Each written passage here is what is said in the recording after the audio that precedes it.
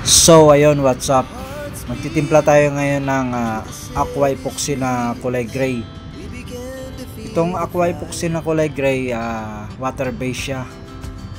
Pwede siyang gamitin sa semento, sa bakal, tsaka sa kahoy. Pero pag sa bakal, kailangan yung bakal may primer na. Meron siya palang kasamang aqua epoxy catalyst. Ito yung ihahalo natin para mas mabilis matuyo itong pintura.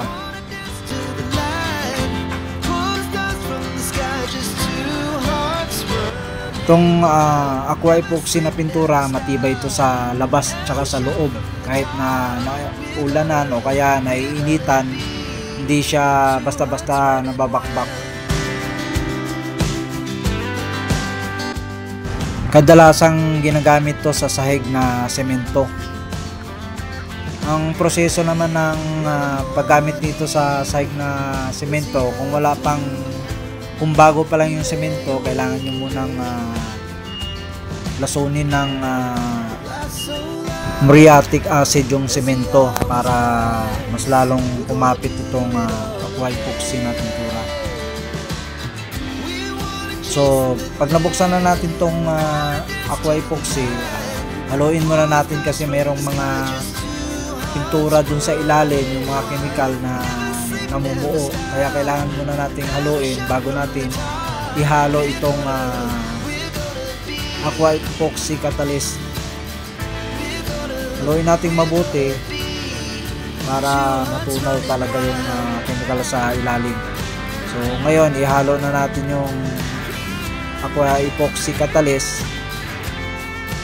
tapos haluin natin ng haluin yan pag naibuhos na natin lahat.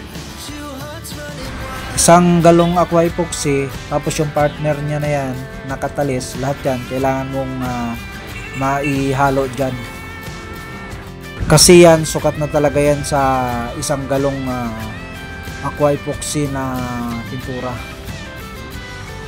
Kailangan nating haluin ng mabuti yan para magsama ng maayos yung epoxy paint tsaka epoxy catalyst.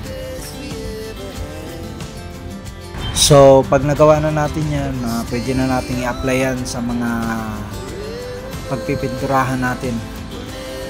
So ulitin ko, pwede yan sa bakal na naka-primer, sa semento, sahig na semento, sa mga wall, tsaka kahoy.